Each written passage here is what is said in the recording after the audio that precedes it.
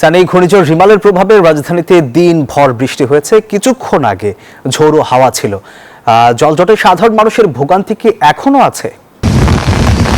রাত বাড়ছে, মানুষের চলাচল অনেকটাই কমেছে, কিন্তু যারা চলাচল করছেন তারাও কিন্তু এখনো বেশ বিপাকেই রয়েছেন। কারণ আপনি দেখতে পাচ্ছেন এখনো কিন্তু বৃষ্টি হচ্ছে এবং সেই সঙ্গে ঝোড়ো হাওয়া সেটি রয়েছে।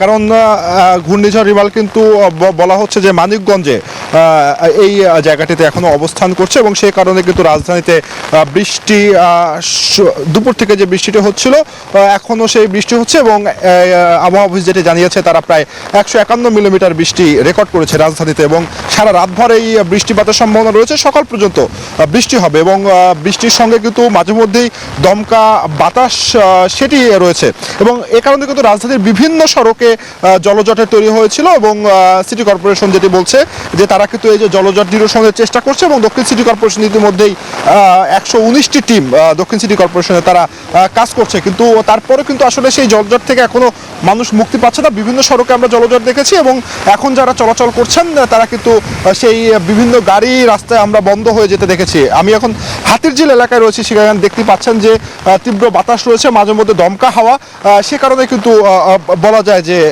এখনো কিন্তু যারা চলাচল করছেন তারা বেশ বিপাকে পড়েছেন এবং যারা আগামীকাল সকালেও বের হবেন তাদেরকে কিন্তু আসলে এই যে বৃষ্টির ঝোঁককে মাথায় নিয়ে বের হতে হবে এমনটাই আবহাওয়া অফিস জানাচ্ছে। কিন্তু ঘূর্ণিঝড়টি যতটাই দুর্বল হবে তত কিন্তু এই যে বৃষ্টিপাতের পরিমাণ সেটি অনেকটাই কমে আসবে। তো রাজধানীতে এখন যেটা অবস্থা যে বৃষ্টি কিন্তু এখনো হচ্ছে, কখনো গুড়ি গুড়ি বা কখনো মুষলধারে এবং সেই সঙ্গে দমকা যে বাতাস সেটি কিন্তু এখনো রাজধানীতে রয়েছে। তো সোহাগ, এই ছিল রাজধানীর যে রিমালের যে প্রভাব তার সর্বশেষ তথ্য।